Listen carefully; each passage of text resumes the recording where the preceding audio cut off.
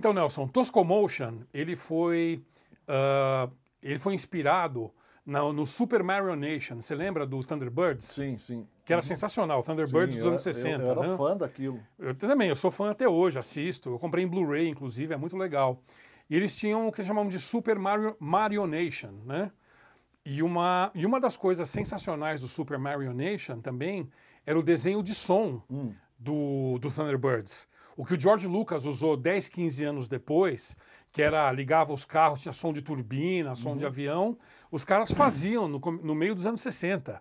Era sensacional. Lembra, o Thunderbirds ligava, você tinha barulho de turbina, barulho de motor, de foguete, né? Então, em homenagem ao Gary Anderson, que a gente gosta muito, né? A gente procurou desenvolver o Toscomotion. E o Toscomotion é você usar a tecnologia que você tem hoje, que ficou mais barata, de uma maneira tosca, mas de uma maneira eficiente, né? Que você tenha um resultado bom, sem gastar muita grana, né? E então é uma espécie de uma homenagem, né? Ok. Super Mario Nation, e aí você tem o Toscomotion. Olá, seja bem-vindo ao Dealer Tech Talks, o seu programa de entrevistas com profissionais do segmento de Pro AV. Meu nome é Alexandre Algrante e hoje tenho o grande prazer de estar aqui com o Nelson Baumgratz, da Avixa. Tudo bem, Nelson? Tudo ótimo, Alexandre. Obrigado, é um prazer, é uma honra estar aqui. Antes da gente começar a nossa conversa, eu queria convidar todos a se inscreverem no canal da Dealer Recursos Audiovisuais no YouTube.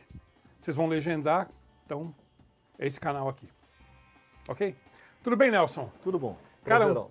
puta prazer estar com você aqui. Eu tive o prazer de conhecer você na engenharia audiovisual no meio dos anos 2000. Um pouquinho Eu te conheci inclusive tinha o teu sócio super simpático, como é que chama ele? É o Flávio Loureiro e o Ricardo Rocha. É, os dois. É. Pessoal super simpático. Eu lembro que eu tava lá em Belo Horizonte de bobeira, falei, vou ligar para os caras para conhecer eles. Isso. E foi um tempão, né? acho que 2005. Não, a empresa começou em 2008. 2008? É mais ou Então menos foi naquela por aí, época, foi né? bem no início. E eu achava sensacional o nome, né? Engenharia Audiovisual, que dá uma ideia realmente do que você faz, né? A gente penou para pensar o nome da empresa e falou, não, vamos dizer o que a gente faz. Então era EAV, Engenharia Audiovisual. Não, eu curto hoje. muito essas coisas explícitas, assim, sabe? Tipo, aquela banda, né? O Public Image, eles tinham o CD, chamava CD, né? O vinil chamava Record, ou Vinyl, né? A turnê chamava Tour, né? Então, é o óbvio ululante, mas é legal. Bem melhor que criar essas marcas malucas. Tem horas que less is more, né? Com certeza. Direto ao assunto. Less é sempre more. É sempre more. E então eu queria começar o nosso programa de você falar um pouco da tua formação. Eu sei que você é engenheiro, você é educador também. Conta um pouquinho pra gente da tua formação. Como é que você caiu nesse meio de áudio e vídeo? Eu vou ter que te contar a história da minha vida, né? Porque, em parte, a minha formação é um pouco de tudo que eu me envolvi.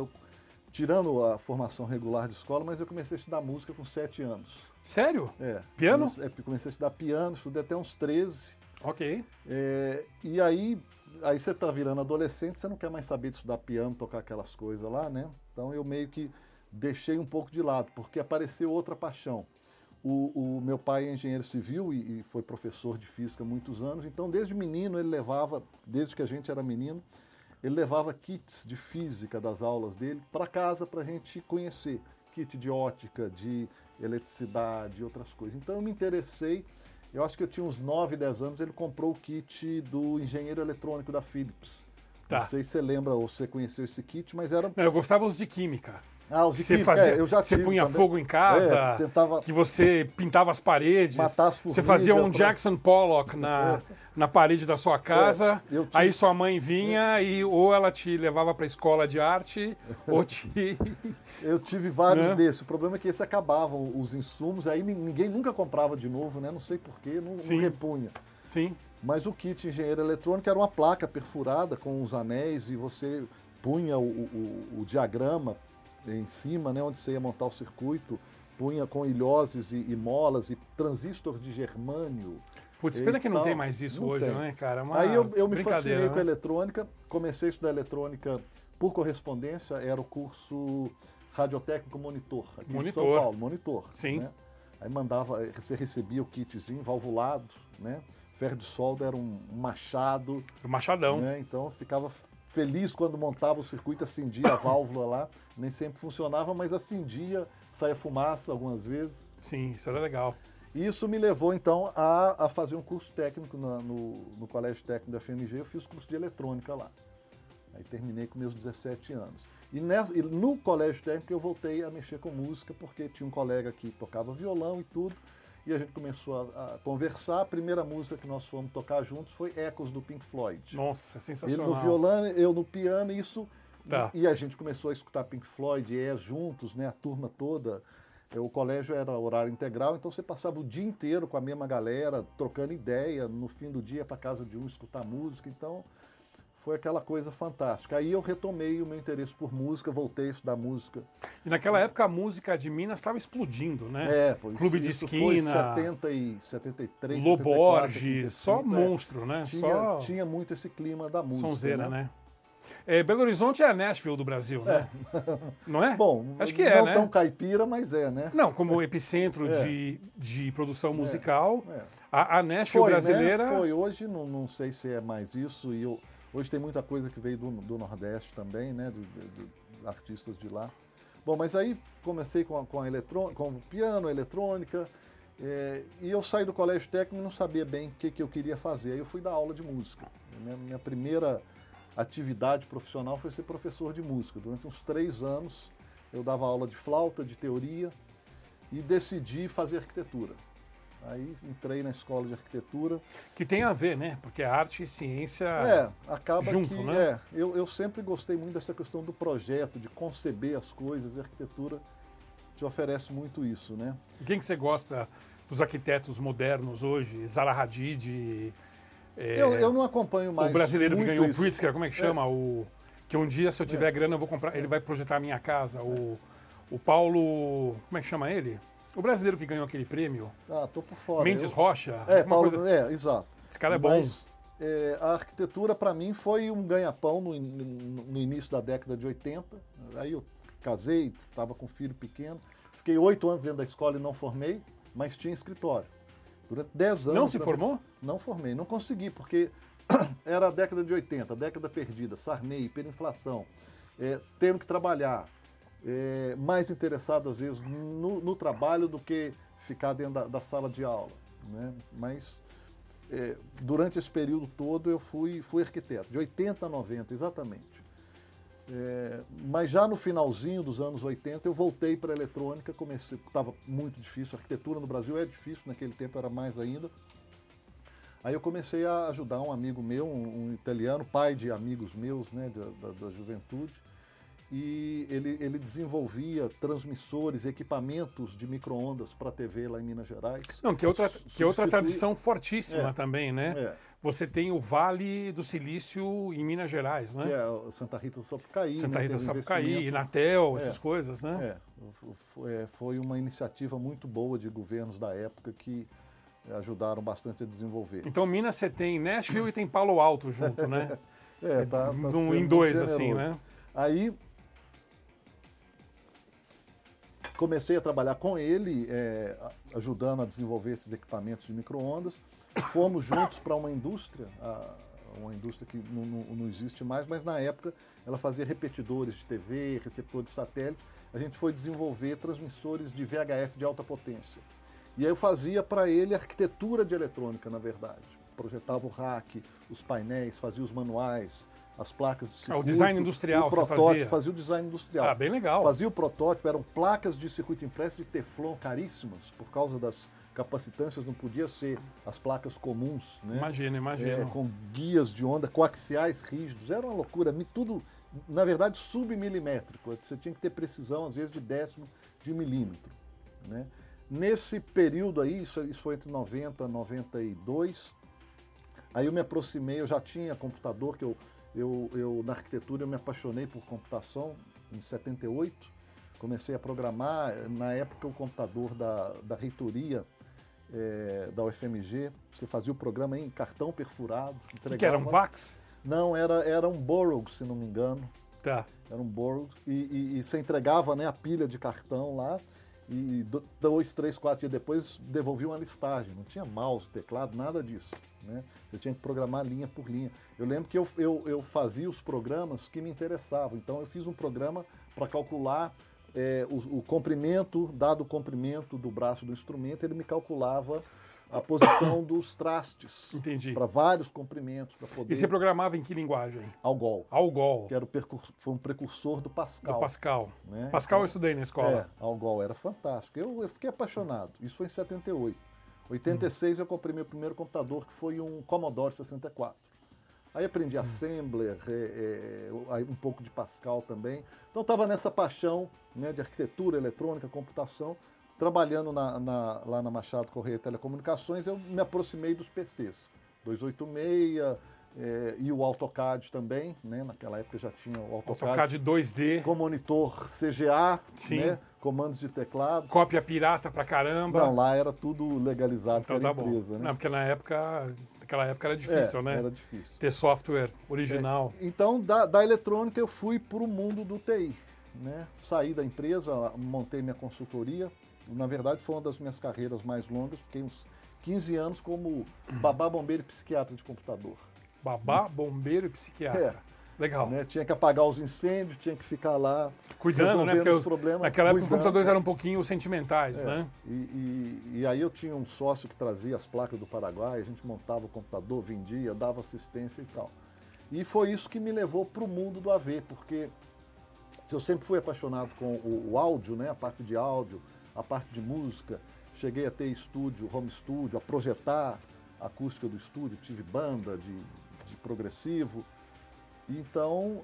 E teu cabelo era aqui também, naquela época? Não, o cabelo era aqui. Era aqui? Tinha cabelo e era aqui. Legal. Mas até os 20 e poucos anos, porque depois ele começou a cair, aí eu E as bandas? Tinham bandas progressivas naquela época de Minas? Deviam ter, né? O Marcos Viana, né? Sagrado Coração da Terra. Era Sagrado Coração da Terra. Marco Antônio Araújo, né? Não conheço nada. Você tem isso aí? Não tenho não, mas se encontra. Isso era depois você me dá uma lista aí. Não, era o ápice, cara. Porque o Marco Antônio Araújo, com o Mantra, se não me engano, e o Marcos Viana, né? Marcos Viana, você sabe quem que é? Que fez as trilhas da Manchete, daquela novela Pantanal, violinista. Tá, não, né? Pantanal, a trilha sonora era sensacional, né? Pois é, não. Aliás, tudo era legal do Pantanal, eram né? os grandes expoentes do rock e do progressivo, estavam lá em Minas Gerais. Tinha muita coisa com o Palácio das Artes, né? Com a orquestra. Eu fui músico da Orquestra Jovem por 1 ano e meio, tocava contrabaixo lá, mas isso foi nos meus 18 anos. Bom, vamos terminar a história que está muito longa.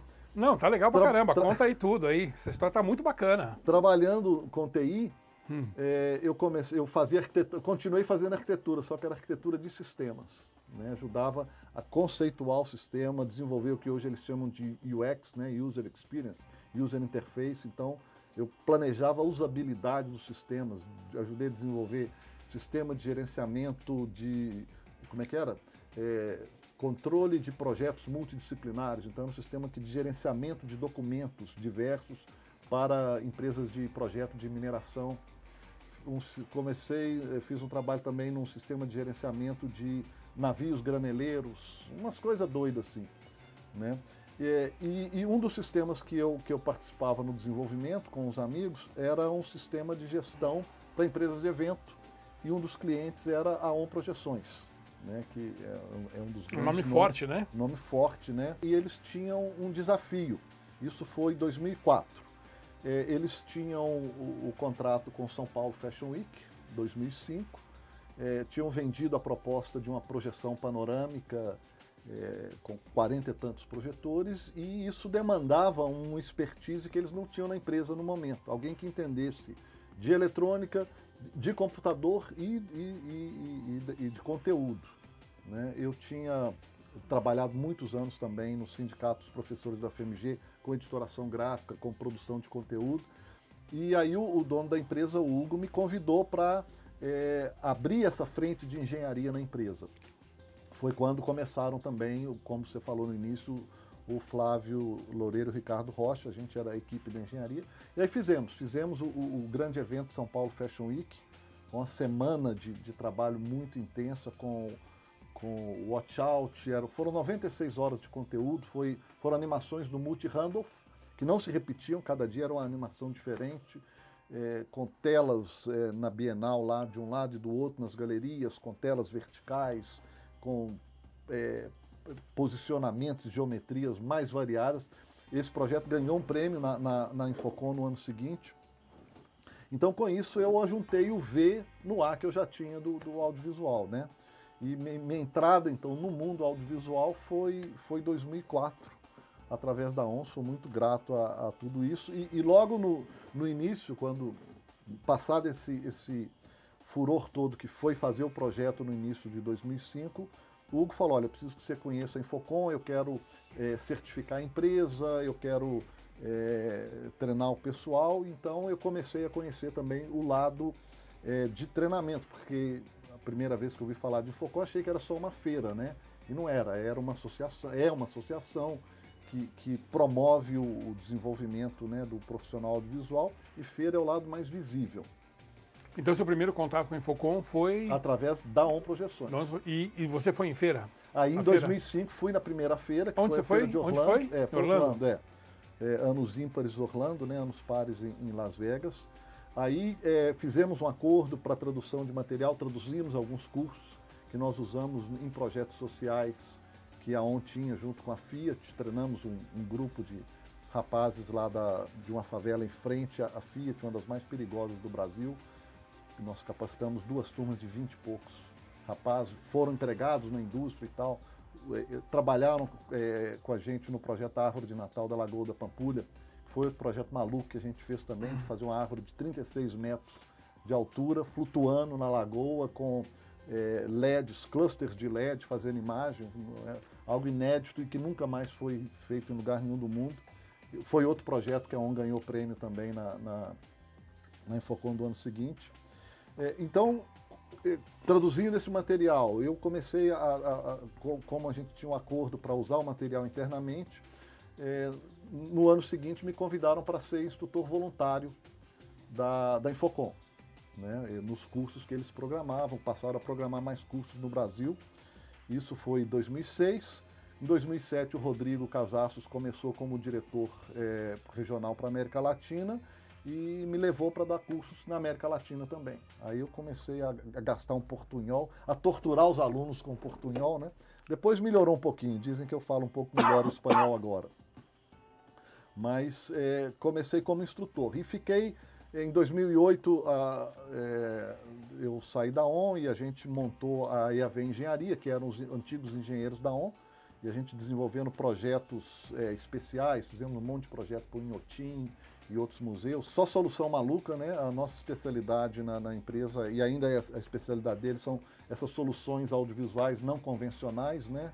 E museu tem muito disso, grandes eventos e tal. Então, eu estava como instrutor voluntário e em seguida, a partir de 2008, como engenheiro da EAV, mas viajando quase todo mês para dar um curso em algum lugar. E quando a Infocom decidiu fazer a feira no Brasil, isso foi em meados de 2013, né, eles me convidaram para ser o Country Manager. Aí eu me desliguei da empresa, ela segue com os meus amigos e sócios, né, e eu hoje sou dedicado integralmente à Avixa, né, e aí a gente tem que explicar que houve essa transição, né, de Infocom para Avixa, porque a associação percebeu que ela precisava de uma representatividade melhor. O nome Infocom era um nome que não falava que era audiovisual, não falava que era associação, dava um viés muito corporativo, né? Porque a Infocom, ela vem aqui dos anos 50? Não, um pouco depois. Um pouco 60? Por aí, 60, um pouco em diante. Então o nome já era, tudo bem, Infocom, né? Porque era telefone, o problema é que é projetor, né? Retroprojetor, telefone, dava uma ideia disso, O nome vem né? do Information Communication, né? Comunicação de informações. Tá. Para diferenciar da comunicação de dados, da telecomunicações. Então, é comunicação de informações que você faz com a tecnologia audiovisual. Mas chega uma hora que o nome já não representa tanto, né? Então as feiras continuam se chamando Infocom no mundo, né? Na Infocom dos Estados Unidos, Infocom China, Infocom Rússia, Infocom Índia, Tecno Multimídia Infocom na América Latina, né? mas chegou um momento em que foi importante para a associação representar melhor os seus associados e a missão dela. Então mudou o nome para a AVIXA, que é The Audiovisual and Integrated Experience Association, ou seja, Associação Audiovisual da Experiência Integrada. Então, deixa claro que é uma associação sem fins lucrativos, que é do audiovisual. Então a gente diz que o audiovisual é aquilo que a gente faz, mas o IX, a experiência integrada, é aquilo que a gente cria. Então hoje os nossos associados, eles criam experiências, oferecem a oportunidade de experiências para os seus usuários finais através da tecnologia audiovisual. Hoje o cliente valoriza isso, ele não quer saber do produto, da marca, da solução, ele quer saber, isso vai impactar positivamente o meu negócio, eu vou ter uma boa experiência, né? Esse evento vai impactar as pessoas, essa reunião vai funcionar bem e eu vou fechar bons negócios, né? É a experiência integrada onde você junta tecnologia, conteúdo e espaço. Então, se você tem essas três coisas juntas... Esse é o tripé? Esse é o tripé. Então, de novo... Conteúdo, experiência... conteúdo, espaço e tecnologia. Então, a base da experiência integrada é isso. Você só oferece uma experiência excepcional de comunicação se você tiver essas três coisas funcionando. É muito fácil. Pega um excelente conteúdo e usa um projetor que está com a lâmpada ruim. Né? Pega um excelente conteúdo numa tela 4K e senta numa cadeira que não é confortável ou numa sala que está fria demais.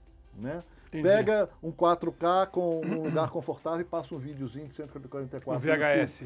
Né? Tá. Você não está dando você está dando alguma coisa, mas não a experiência que realmente pode transformar, mudar o modo como as pessoas veem o mundo. Então isso é que hoje o profissional AV faz. Ele é muito mais do que um manipulador de equipamentos. Né? Ele cria experiências através do uso correto de equipamentos. E é isso que a VIXA acredita, por isso é que mudamos de nome e a gente tem procurado abrir mais o leque, ou seja, nós não deixamos de ser quem somos, nós estamos sendo mais. Estamos sendo uma associação que abraça o profissional de conteúdo. Então, aqui no Brasil mesmo, nós temos vários associados que são empresas de conteúdo, que produzem conteúdo para eventos, e também o pessoal do espaço, os arquitetos, os designers de interiores e tudo, porque eles fazem parte desse mundo também, além dos nossos tradicionais geeks, né? O pessoal que gosta da tecnologia. Então essa é a salada. E aí eu cheguei na VIX através dessa história toda. É uma felicidade para mim poder estar trabalhando com algo que eu continuo ainda, além de Country Manager, continuo como instrutor, então eu continuo ensinando sobre projetos audiovisuais e hoje eu uso tudo que eu estudei na minha vida. Eu preciso dos conhecimentos lá da música, da eletrônica, da arquitetura. Eu não falei, mas no período que eu fui consultor de TI, eu voltei para a faculdade e aí fiz um curso e me graduei como engenheiro civil. Então eu sou diplomado em engenheiro civil, embora nunca tenha trabalhado na engenharia em si. Eu fazia mais engenharia na época que eu era até arquiteto. Mas assim, a noção de arquitetura, de engenharia, de TI, de eletrônica, de música, tudo isso está dentro do mundo que a gente vive, do mundo da experiência integrada. Então é muito gratificante você chegar nessa altura assim, da vida e da carreira e estar aprendendo ainda de tudo isso que você gosta. Eu tenho paixão por tudo isso. Então eu te falei que tinha que contar a história da minha vida, está aí um pedaço dela. E um aspecto importante da AVIXA que fala, né? AVIXA é o programa de certificação, o CTSI, CTSD. Um é de instalador e outro de projetista, isso, né? Uhum. Então, como é que eu faço para participar do processo de certificação? Olha, quanto custa? Como é que faz? Tem cursinho? Tá. Tem prova? Qual que é a pegada? Ok, é o seguinte, a certificação CTS, que em inglês significa Certified Technology Specialist, né? Especialista certificado em tecnologia, ela é uma certificação de acreditação internacional, segundo as normas ISO e EC. É no mesmo nível de certificações como o PMP e outras, né? Ela é construída segundo as normas ISO de certificação pessoal. O CTS tem 2 níveis, como você já mencionou, o CTS geral, que a pessoa tem que tirar primeiro. Depois que a pessoa obtém o CTS, ela pode fazer a prova do CTSD, Design, que é um projetista, né? E o I-Install, que seria uma pessoa especializada em construção instalação de sistemas. Desculpa, então são 3? É Não, um generalista? Na verdade a gente diz que são 2, que é uma geral e 2 avançadas. Uma geral são 2 e 2... níveis, tá certo, são 3 certificações, mas são 2 níveis. Ok. O nível geral, que é o CTS, que todo mundo tem que tirar, uma vez que tirou o CTS, ele pode ir para o nível avançado, D ou I. E tem gente que é D e I. Aqui no Brasil nós temos uma pessoa que é D e I ao mesmo tempo. Tem vários no mundo. Eu gosto do Cadillac CTS. Carrão legal. Mas não tem a ver, né? Não tem a ver. Tá. Ele tem a ver sim, porque tem todo um sistema multimídia bacana. Mas enfim, voltando aqui. Hoje no mundo existem 12 mil profissionais com a certificação CTS. 12 mil? 12 mil. Nós alcançamos esse número tem 2 semanas. Que legal. Né? 12 mil? Desses 12 mil, cerca de 2 mil têm as certificações avançadas. Tá. Né?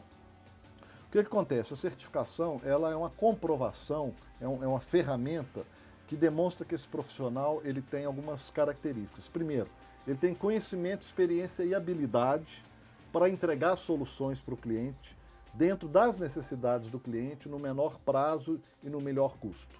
Tá? Então, é uma característica, é um profissional que está habilitado a isso. Segundo lugar, ele é um profissional que assinou um termo de ética e conduta. Então Legal. Isso é importante também. Bacana. Todo profissional CTS, a hora que ele faz a prova, quando ele é aprovado, ele tem que assinar que ele vai cumprir o código de ética da indústria. E isso vamos dizer assim, verificado. Né? Nós temos, em terceiro lugar, que é um profissional que está em contínuo aprendizado. CTS não é uma medalhinha que você põe e vai desfilar com ela no 7 de setembro o resto da vida. Não é isso. Você tem que manter essa certificação viva. Por quê? Porque você tem que demonstrar um aprendizado contínuo. Então você tem que, ao longo de 3 anos, acumular 30 unidades de renovação para poder renovar. O que significa? Você tem que estar fazendo cursos da VIXA, cursos de fabricantes, você pode dar palestras, seminários, estudar, ler um livro, tudo isso conta como pontos e ao longo de 3 anos você tem essa pontuação para renovar. Qual que é o processo para você obter a certificação? Pelo fato do CTS ser uma certificação ISO e EC, ela não está vinculada a nenhum programa, ela não pode estar vinculada. Não é assim, faça esse curso e tire a certificação. Qualquer pessoa, se resolver hoje ir lá no centro de certificação e fazer a prova e passar, passou. Ele não precisa ter, absolutamente, não precisa ser associado da VIXA ou de nenhuma outra associação, ter nenhum diploma, nenhum curso. Então isso é uma característica do programa ISO e EC. Então se eu quiser, por exemplo, montar um cursinho do Alexandre e... É independente, entendeu? Independente? É independente. Só que, logicamente, eu não posso usar o nome... Você não pode usar o material didático que a VIXA tem e outras coisas. Não pode? Não pode. Né? Então não posso nem dizer para que é o curso, então. O que a VIXA faz é o seguinte, muita gente adotou um determinado caminho para se certificar que tem dado certo. Qual é o caminho? Nós temos cursos online de preparação, então a pessoa pode fazer o curso online. Nós temos cursos presenciais. Nas feiras dos Estados Unidos, por exemplo, a feira são 3 dias, mas nos dias que antecedem, tem 3 dias de curso presencial. Então, 3 dias? 3 dias. Intensivo? Intensivo. Esse ano, por exemplo, na feira de Vegas, 2 pessoas brasileiras que estavam na feira fizeram curso e se certificaram lá. Porque você pode fazer a prova também durante a feira? Você pode fazer durante a feira. Lá nos Estados Unidos você pode fazer a prova durante a feira. Pô, o cara tem que ser CDF, né? Para fazer prova, fazer curso e fazer prova em Las Vegas. E ainda assistir a feira, CDF merece. total, assim, merece. CDF, CTS. Não, CTS, CDF. Ganha 2. Tá certo, ganha 2. Duas siglas, né? Bom, então, fazer o curso online e esse curso custa 0 para o associado, se a pessoa é associada ou é afiliada a uma empresa. E quanto custa a associação? Se associar? Pessoa física, $49 por ano. Nossa. É simbólico, né? Porque te dá acesso a uma série de cursos sem custo nenhum, o próprio certificado de reconhecimento técnico, que é um certificado preliminar ao CTS, você pode fazer a prova. Mas voltando ao CTS, você pode fazer o curso online. Tem um livro publicado pela McGraw-Hill que você encontra na Amazon por $36, $40. Você muito tem, legal. Né? Esse livro está tudo compilado ali. Tem os cursos de preparação. Ou seja, a gente tem todo o roteiro. Se você entra na página da VIXA, onde está lá Certification, você vai ver o roteiro. É algo que uma pessoa com dedicação, questão de 2, 3, 4 meses, ela está preparada. Eu fiz um levantamento com uma turma que a gente fez aqui em São Paulo no fim do ano passado. e perguntei para alguns que fizeram a turma e já passaram, quantas horas estudaram. Um deles falou, olha, eu precisei de 60 horas, entre curso presencial, ler o livro, fazer o curso online e tal. Então não é nada que esteja fora do alcance, uma certificação que você tem que passar 3 anos estudando. Não é. Ela mede muito a sua experiência. É isso que eu ia falar, né? Para uma pessoa fazer 60 horas e fazer um curso. É porque ele tem 2 anos de experiência. Esse cara tinha 25 anos de experiência, né? Sim. A prova do CTS, as perguntas não são o que é isso. As perguntas são como fazer nessa situação. Então você tem que saber o que é e como aplicar. Dá o exemplo de uma pergunta assim. Um projetor está pegando fogo. Não, essa é feia. Vai. Eu tenho uma sala que tem 100 metros de comprimento. Você vai fazer uma visita técnica para avaliar uma determinada sala. Que tipo de informação que você tem que obter? Legal. Que tipo de documentação você tem que pedir na empresa para fazer um levantamento? E é discursiva, o cara pode escrever? Não, é múltipla escolha. Tudo múltipla escolha. Múltipla escolha? Múltipla escolha. 4 ABCD, são 100 perguntas. Tá. Na verdade, 110, mas só contam 100. Né? Quanto custa? A Avixa, ela quer realmente apoiar o desenvolvimento das pessoas, das empresas. Então, nos países em desenvolvimento, e o Brasil é um deles, a tabela é metade do que custa lá fora. Então, no Brasil, você fazer uma prova dessas são $165. Isso dá o quê? Dá R$600, né? Imagina quanto custa uma certificação Microsoft, uma certificação Cisco. Né? É uma bala. Uma bala. Né? Então, assim, realmente, em termos de custo, as coisas da Avixa são simbólicas. O que realmente você precisa para tirar um CTS é dedicação, disciplina, estudar algumas horas. Nós temos um checklist que te ajuda a autoavaliação. Então, pega o checklist e fala, isso eu sei, isso aqui eu preciso estudar mais, isso aqui eu não sei nada. No checklist a gente vai te dizer, olha, isso aqui é o capítulo tal do livro, isso aqui é o curso online e tal. Então tá mastigadíssimo. É realmente assim... Muito legal, eu não sabia disso, eu pensava que era bem mais caro. Não, é acessível e não é difícil, só depende realmente de disciplina. Falando nisso, eu soube que você vai tirar o seu CTS em breve, né? Não, eu vou pegar um Aston Martin. O CTS não, eu vou pegar um Aston Martin que eu gosto mais. Aqui, eu vou pegar esse cara aqui, ele vai tirar um CTS até o fim do ano, hein, Alexandre? Tá bom, vou tirar o CTS então, tá bom. Ferrei com ele, tá comprometido. Não, eu vou pegar o livro, eu vou ler de novo e vou fazer, sentar lá eu te ajudo, te dou todo apoio. Tá? Muito bom. Você é um cara, já é CTS sem ter feito a prova, então só falta demonstrar. Eu acho que eu vou fazer isso, sim. Deixei o apresentador... É que eu tô tirando um ano sabático, eu te falei, né? Ano sabático... É para essas coisas. Aliás, é um ano Black sabático, né? Melhor então, ainda. Mas... entre um disco do Black Sabbath e outro... Dá pra estudar junto, né? Se houve aquela fase mais romântica, progressiva do Black Sabbath, você fica lendo lá... Com som bombando lá, você pode estudar. Muito bom. Funciona. Tá, então você fez o desafio, eu aceito o desafio de fazer o exame do CTS até o fim do ano. Até o fim do ano, tá bom? Tá cheio de... pessoal, vocês que estão assistindo aí, tá cheio de testemunha na sala aqui. Tá bom, vou fazer. Esse cara tá agora comprometido. Vou fazer, com certeza. Muito bom. A Avixa tem material técnico em língua portuguesa?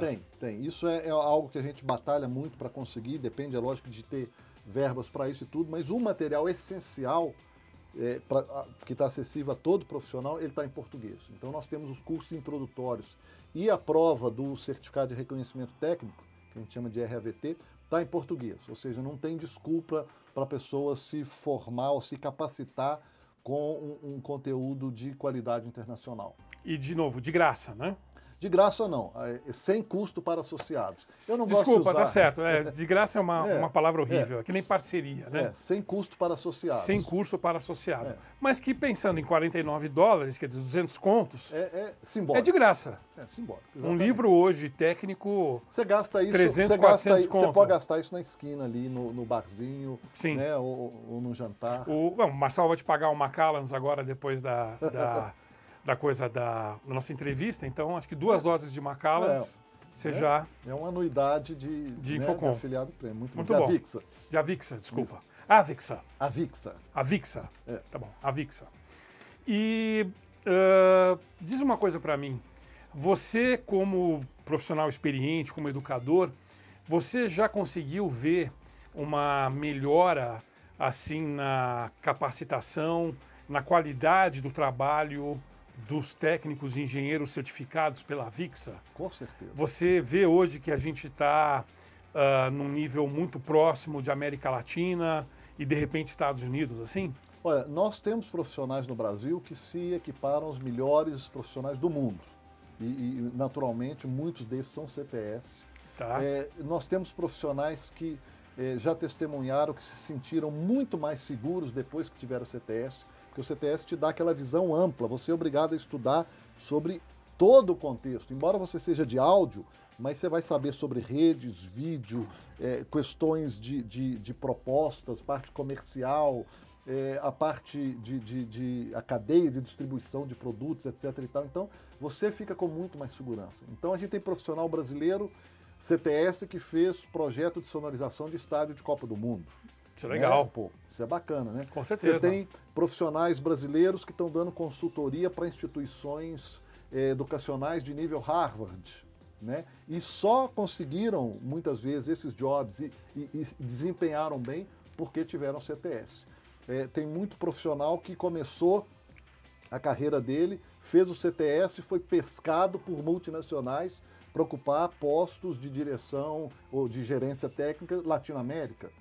Entendeu? E tudo porque o cara... Lá fora, Alexandre, é batata. A empresa chega e fala, eu quero... Quem é que é CTS aí para me atender? O governo americano não contrata empresa nenhuma de serviço audiovisual se não tiver profissionais CTS. Interessante. Né? E empresas multinacionais que vêm ao Brasil, é a pergunta que eles fazem. Eu estou cansado de receber e-mail, tem profissionais CTS para me atender, que empresas que têm profissionais CTS, aí eu vou ver dos associados quais que tem, né? Porque é uma garantia. O cara sabe que ele não está lidando com um curioso que tem belos olhos azuis e 20 anos de experiência. É um cara que realmente suou e comprovou o conhecimento, a experiência e a habilidade dele. Então, muito bacana. Legal você ver esse resultado, né? Que dá uma força maior para a indústria e para os profissionais. Né? Hoje no Brasil nós temos perto de 40 profissionais. Eu sei que tem uma boa meia dúzia que deve até o fim do ano ainda tirar o certificado, e a gente tem potencial para ter muito mais, sabe? A gente tem muitos bons profissionais, tem muitos que querem, mas não tem tempo, mas eu falo, olha, você tem que administrar o seu tempo, não é difícil, em pouco tempo você consegue, né? Então é bom essa oportunidade da gente estar dando esse estímulo aí. Tá. Obrigado pela pergunta. E a Avixa, ela tem planos de firmar alianças com escolas técnicas, com escolas de engenharia. Eu, por exemplo, eu acho fantástico, por exemplo, um quintonista de engenharia poder ter como uma matéria optativa projetos de áudio e vídeo, sonorização, que infelizmente na nossa época não tinha, né? Então, na tua estratégia para aumentar o número de certificados, você tem uma ideia de fazer alguma coisa dessa? Firmar parcerias com escolas de engenharia, escolas técnicas? Na verdade, a gente não tem planos, a gente está executando já esses planos. Que legal! A gente, no mundo inteiro, a Avixa tem esse relacionamento com instituições, na América Latina, com várias universidades. Aqui no Brasil, nós temos conversas com o Senai de São Paulo, conversas com o Centro Paula Souza, e essas duas conversas devem se concretizar para esse segundo semestre. Estamos trabalhando. Sensacional, hein? Parabéns. Obrigado. Muito legal. E veja bem, isso não é no nível de engenharia, mas é um nível de um profissional que o mercado precisa muito. É o técnico de eventos, é o técnico de instalação, ou seja, é pegar uma garotada que está saindo aí de um curso de Senai ou de uma ETEC com uma qualificação de eletrotécnica ou de eletrônica ou de redes e uma especialização a ver. Só para te dar uma ideia, uma iniciativa do Senai que está concluindo essa semana, que é um curso de instalador de áudio e vídeo, que foi desenvolvido pela ANAFIMA, que é a Associação Nacional da Indústria da Música Brasileira, com a participação da Avixa no desenvolvimento do projeto. A primeira turma vai concluir essa semana. Ontem, eu postei, 11 horas da noite, eu postei que eu fui visitar a turma, que tinham profissionais no mercado com essa qualificação. 11h40 da noite me chama CEO de uma empresa para falar, cadê a lista desses meninos, porque eu quero conhecer. Então, assim, você gera oportunidades. Sensacional. Então, assim, não são planos, já são projetos em execução. Do ponto de vista de engenharia, é um pouco mais complicado, porque eu, por exemplo, não tenho muito acesso a entidades de ensino superior, embora já conversamos com FAAP, por exemplo, e algumas outras, mas é plenamente viável. Não, imagina, por exemplo, o Mackenzie, né? O Mackenzie teve um papel importantíssimo na TV digital no Brasil. Para mim é um no-brainer, acho que é uma extensão. Na verdade, acredito assim, que o pessoal lá teria interesse. Eu acredito, né? que a gente, concluindo esse processo com as escolas de nível médio, o ano que vem a gente conversa com escolas superiores, porque a gente licencia o conteúdo da Avixa para entidades. Eu vou te apresentar o pessoal da Mauá. Eu fiz Mauá. Pois Mauá o que a gente precisa é disso, é de alguém abrindo as portas para a gente ir junto, porque... Então vamos um dia para São Caetano, eu vou falar com meus ex-professores, eu espero que eles tenham me perdoado já pelos passos, pelas coisas regressas, mas eu acho que tem tudo a ver também. A Mauá, até porque está num hub industrial forte, que é o ABC, né? Isso é parte da nossa missão e a gente precisa desse tipo de apoio para conseguir. Combinado, aí mais um compromisso. Mais um compromisso. Então, CTS até o final do ano e uma ida a São Caetano. Mauá. Inclusive, a gente come um filé parmigiana monstruoso que tem lá num restaurante bacana. Tá bom. Combinado. E vamos que vamos. E, Nelson, me fala uma coisa. Quais são os maiores desafios que você vê para o pleno desenvolvimento dessa indústria aqui no Brasil? Você falou que hoje tem profissionais brasileiros que estão em pé de igualdade com profissionais de fora. Mas a gente sabe que a gente está no Brasil. O Brasil é um país, é um outro planeta, um planeta um pouco diferente dos outros, né? Talvez um exoplaneta, né? Um pós-Plutão, né? E quais são os maiores desafios que você vê hoje, assim, para a gente ter uma indústria forte de todos os lados, né? Do lado de quem compra a solução de TI, do lado de quem vende solução de TI. Dá um comentário. Olha, não sou eu que digo, eu pergunto sempre aos associados e a resposta é a mesma, e essa resposta não é só para o Brasil, ela é quase que mundial. Mão de obra capacitada. Como o AV é uma disciplina muito nova, né? No passado era assim, o pessoal que vinha do broadcast, da elétrica, da telefonia, né? E ela está se consolidando, para você ter ideia, as normas técnicas audiovisuais começaram a ser publicadas em 2009. Então, isso lá fora? Lá fora, as normas Avixa, né, a primeira norma, que é de uniformidade de cobertura de áudio, foi publicada em 2009. Então, a norma é um sinal de maturidade da indústria. Né? Uma indústria que tem normas está começando, está mostrando a maturidade. Então, o AV é uma disciplina que tem 10 anos. Então, de um lado, a dificuldade, vamos dizer assim, interna, é a mão de obra qualificada. A gente tem bons profissionais, mas ainda são muito poucos. Né? Empresas, às vezes, não dão conta de entregar todos os projetos, ou de pegar todos os projetos, porque não tem gente para desenvolver, para tocar, etc. Do ponto de vista externo, uma grande dificuldade é o reconhecimento do AV como uma disciplina. Então, muitas vezes, eles chamam o AV depois que a sala está pronta, instalada, agora vamos chamar o pessoal da multimídia. E você não tem onde pôr o projetor, onde passar um cabo. Não, o AV ele tem que ser uma disciplina que senta na mesa de conceito do projeto, junto com o cara da elétrica, da hidráulica, da estrutura, do ar-condicionado, da telefonia, do TI e tal. Da energia. Da energia, tá o cara de AV ali também. Porque, inclusive, é uma das disciplinas que sofre interferência de todas as outras, até do design de interiores. Você não vai fazer uma sala de videoconferência e colocar um padrão, né, raiado na parede traseira onde a câmera está vendo. Então, esse é um desafio, é demonstrar que o AV é uma disciplina.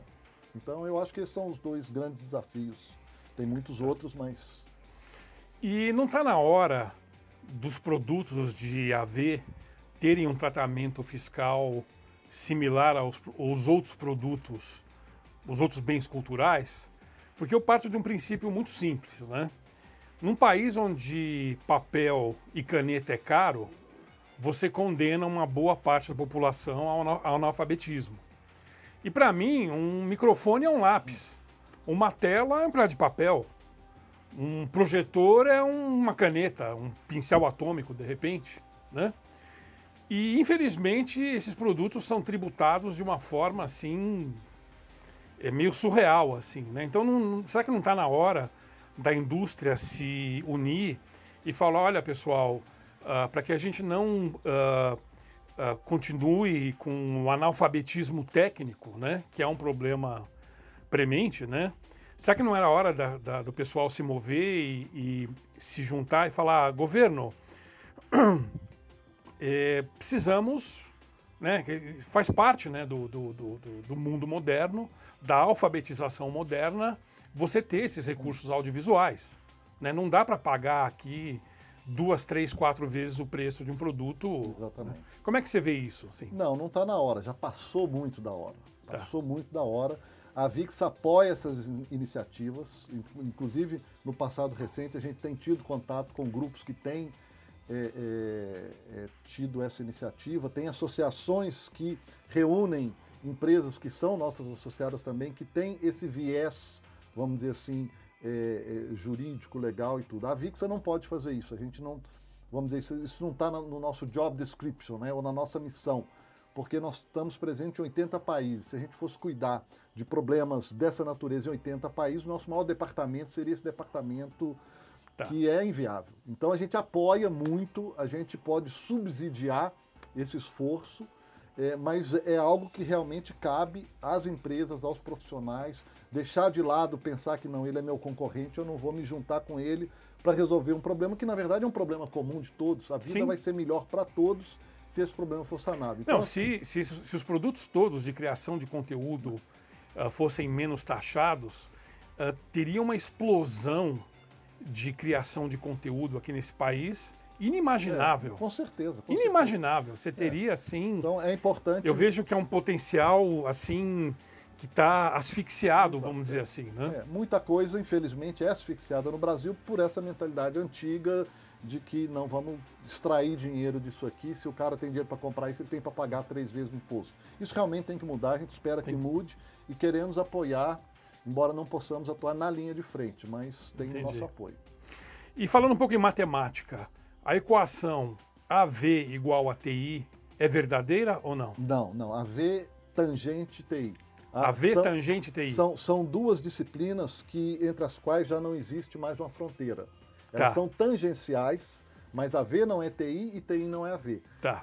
Hoje o AV se apoia no TI, né, na infraestrutura de rede, mas nunca um profissional de AV vai configurar um firewall. Mas ele vai saber conversar com o administrador e falar, olha, eu preciso que você faça a gentileza de me liberar essa porta, me dar essa banda e tudo, porque eu vou passar esse tipo de informação, vou ter essa vídeo. Então, ou seja, já existe uma linguagem, uma comunicação comum, mas são disciplinas independentes que têm que ser respeitadas independentemente, mas que são tangenciais, tem um ponto de contato muito grande.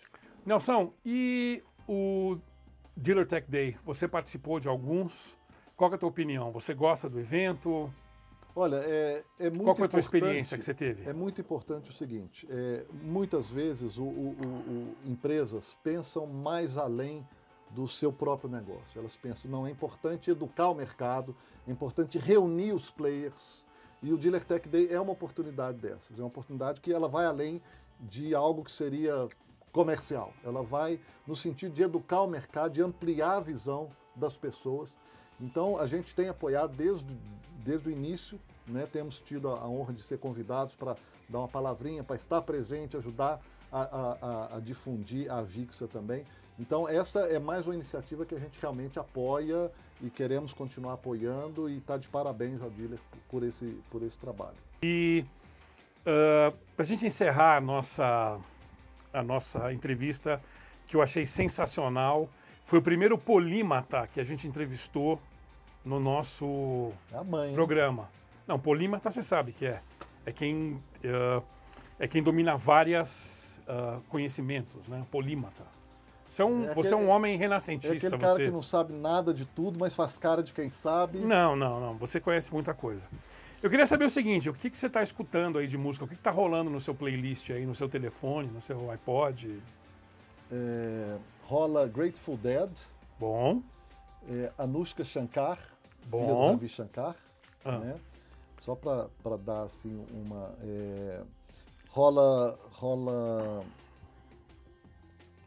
Rola Yes, Pink Floyd. Ok. Esses não pode faltar. Não.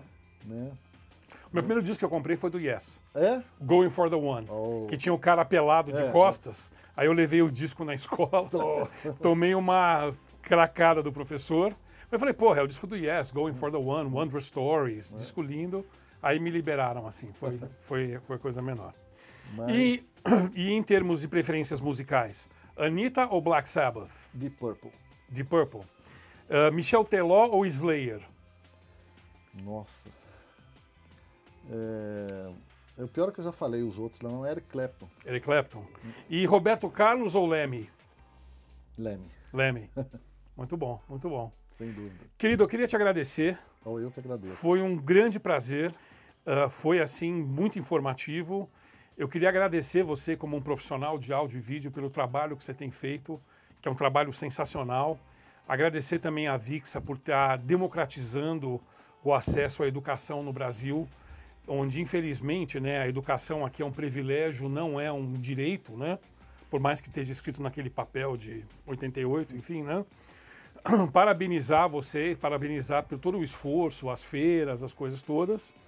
Dizer que você é super bem-vindo aqui no nosso programa. Obrigado. Eu queria ter você pelo menos uma vez por trimestre aqui, para você contar as histórias novas, todas, tudo. Tem mais umas histórias aí. E também aproveitando aqui, você que está assistindo o programa, você que trabalha no segmento de Pro AV e tem alguma história interessante para contar, manda um e-mail aqui de novo para luana@dealer.com.br, ok? Manda um e-mail para ela, fala um pouquinho de você, manda um currículo que a gente vai ter o maior prazer em ter você aqui para contar um pouco da sua história. E o cachê é bom, viu? Com certeza, é um copo d'água e 2 Macallans depois com o Marçal. Aliás, é o Marcallan. Marcá-la. Né? E também a gente queria lembrar aos leitores que esse programa tem o patrocínio do site fonesdeouvido.com.br. É um site que vende, entre outras coisas, fones de ouvido. E a gente tem um cupom de desconto bem legal, que é o Dealer 2018. Você vai lá, entra no site, faz as suas compras e coloca esse cupom Dealer 2018 e você tem 10% de desconto a mais na sua compra. Ok? Nelson, muitíssimo obrigado. Eu que agradeço. Boa sorte. Agradeço. E conta com a gente aí, Ok. Entendeu? E vamos ver se a gente faz alguma coisa parecida como essa na próxima feira, né? Beleza. Só vale que um a pouco pena. mais censurado, um pouquinho mais, assim, Tá certo. corporativo. Tá bom, agradeço a audiência, quero agradecer a DealerTech também pelo grande apoio que eles têm nos prestado como associados, é muito importante. O trabalho que a Vixa faz não seria nada se não fosse esse apoio dos associados. Então, muito obrigado, agradecer ao Alexandre, Querido. ao Grande Futuro CTS. CTS, com certeza. Você que nos assistiu até agora, aproveite e se inscreva no canal da Dealer Recursos Audiovisuais no YouTube, dê o seu like, é o joinha, e ajude a gente a melhorar o nosso programa com comentários, sugestões, críticas. Acho que é isso, né? Ok.